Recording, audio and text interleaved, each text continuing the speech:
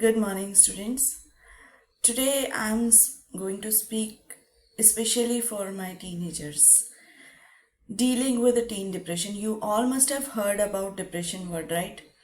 Depression एक term है, एक साइकोलॉजिकल टर्म है, पर इसे पूरी तरीके से हम समझते नहीं हैं और बहुत ही नॉर्मल वे में अगर कोई सैड भी है, थोड़ा सा स्ट्रेस भी हो जाता है, एंजाइटी भी हो जाती है, फिर भी सब लोग बोलते हैं कि इनको डिप्रेशन हो गया. तो it's very important to understand the proper meaning of depression, right? No matter how despondent life seems right now, there are many things you can do to start feeling better today, है ना? मतलब life में hurdles तो आते रहते हैं, हमें उनसे डील करना सीखना होता है.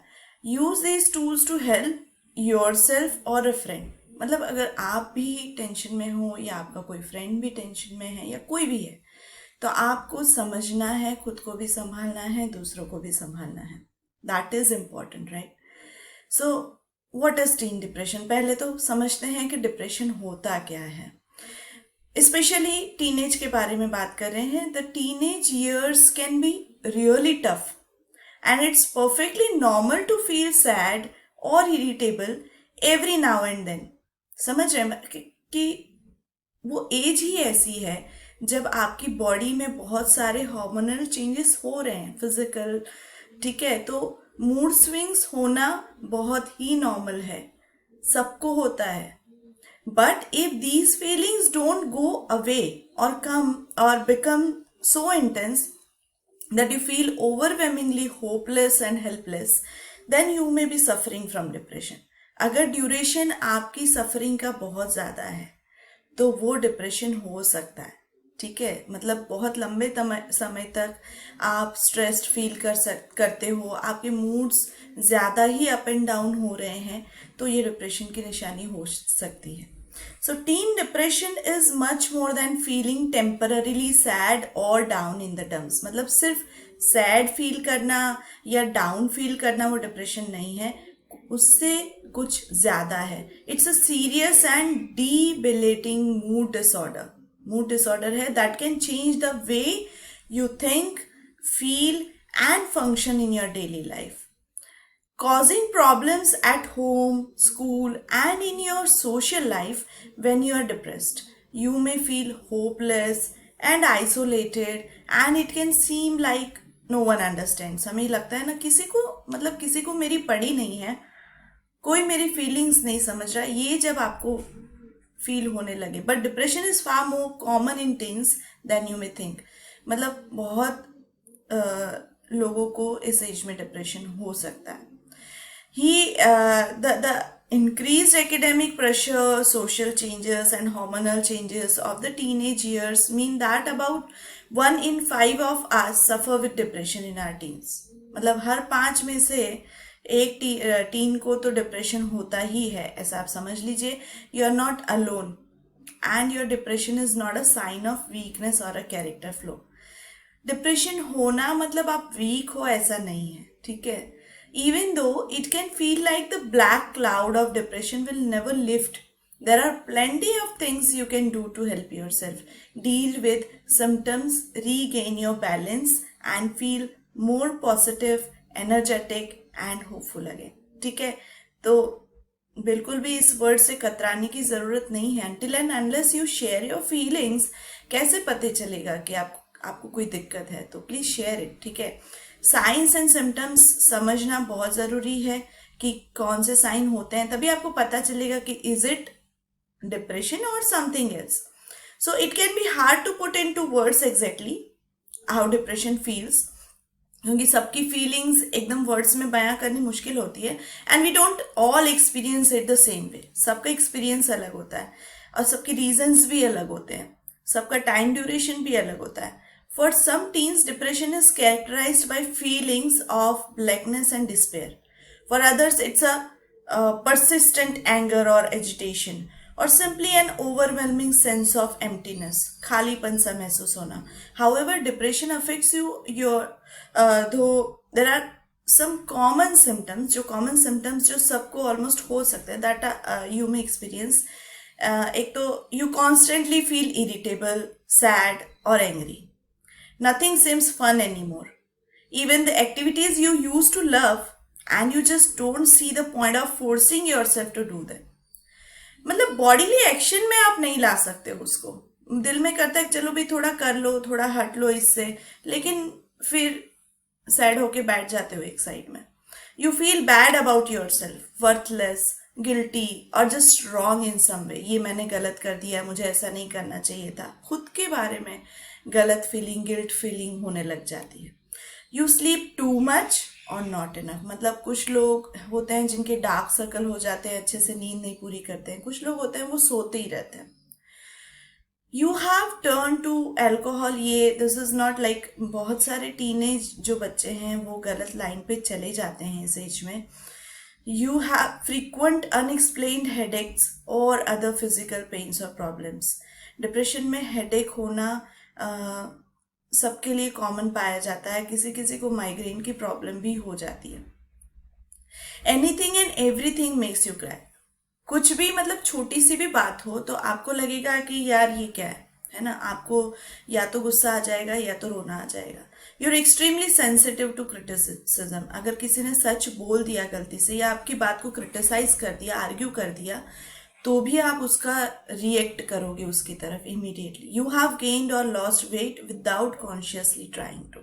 मतलब आप प्रॉपर खाना नहीं खा पा रहे हो, अच्छी नींद नहीं हो पा रही है, उसकी वजह से आपका वेट जो है वो दिन ब दिन कम होता जाएगा और आपको पता भी नहीं चलेगा. किसी किसी का वेट बहुत बढ़ जाता है ओवर ईटिंग की वजह से. एंशियस और ज़्यादा स्ट्रेस में कुछ लोग ज़्यादा खाते हैं तो उसकी वजह से एकदम से गेन भी आ जाता है. तो वाइसा वर्सा कंडीशंस इसमें पाई जाती हैं. You are having trouble concentrating, thinking straight or remembering things. Your grades may be plummeting because of it. मतलब बार बार या तो बहुत सारे थॉट्स की वजह से या तो कंसंट्रेशन, अटेंशन नहीं कर पाने की वजह से पढ़ाई में लॉस हो सकता है. You feel helpless and hopeless. अब कुछ नहीं हो सकता.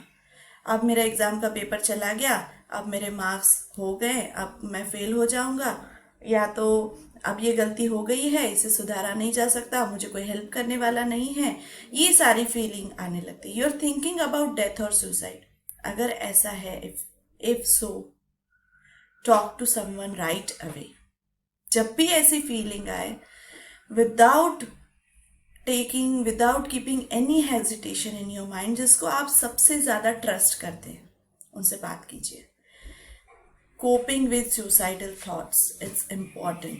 कैसे कोप करना है आप कर सकते हो, सब लोग कर सकते हैं. If your negative feelings caused by depression, अगर ये सिम्टम्स दिख रहे हैं, become so overwhelming that you can't see any solution besides harming yourself or others, you need to get help right away. Asking for help when you are in the midst of such emotions, strong emotions, can be really difficult. उस time पे बहुत difficult हमें लगता है, but it's vital you reach out to someone you trust. चाहे वो एक दोस्त हो, फैमिली मेंबर हो और a teacher. For example, if you don't feel that you have anyone to talk to or think that talking to a stranger might be easier, call a suicide helpline. You'll be able to speak in confidence to someone who understands what you are going through and can help you deal with your feelings. Government ने private काफ़ी सारी helpline है, तो आप उन पे call कर सकते हो. क्योंकि कभी कभी लगता है नहीं, कोई नहीं समझेगा मेरी बात को, है ना, और इनसे कहना ठीक नहीं है, तो हेल्पलाइन पे बात कर लीजिए, पर बात कीजिए. Whatever your situation, it takes real courage to face death and step back from the brink. You can use that courage to help you keep going and overcome. हम सब में करेज होती है, हमें उसका इस्तेमाल करना है. ठीक है, भागना नहीं है लाइफ से. There is always another solution, even if you can't see it right now. हमें नहीं दिख रहा, but solution है. ठीक है, तो आपको कोई ना कोई दिखाएगा. Many people who have survived a suicide attempt say that they did it because they mistakenly felt there was no another solution to a problem they were experiencing. At the time, they couldn't see another way out, but in truth, they didn't really want to die. किसी को मरना नहीं होता है, किसी को पसंद नहीं होता है, ठीक है, लेकिन हमें सॉल्यूशन नहीं नजर आता है. तो जब आप डिप्रेशन में हो, जब आपको ऐसे थॉट्स आते हैं, जब आपको सॉल्यूशन नजर नहीं आ रहा है, go for help. Remember that no matter how badly you feel, these emotions will pass. कोई भी इमोशन टिक के नहीं रहता है, वो थोड़ी देर के बाद पास हो जाता है. तो उस टाइम पे जब आपको ऐसा थॉट ट्रिगर हो रहा है, जस्ट आस्क फॉर हेल्प. जब ये सिचुएशन, जब ये टाइम पास हो जाएगा, आपको सोल्यूशन मिल जाएगा, आप सोचने लायक हो जाओगे, एंड देन आपकी लाइफ अगेन ट्रैक पे आ जाएगी. So I request all my teenagers that don't take such steps. Whenever you feel depressed, just ask yourself first of all why I am depressed. जब आप डिप्रेस्ड होते हो तो उसका रीजन जानना जरूरी है कि डिप्रेशन किस वजह से है. जब हमें कॉज पता चल जाती है तब उसकी तरफ, सॉल्यूशन की तरफ आगे बढ़ते हैं. ठीक है. रिस्क फैक्टर्स क्या हैं?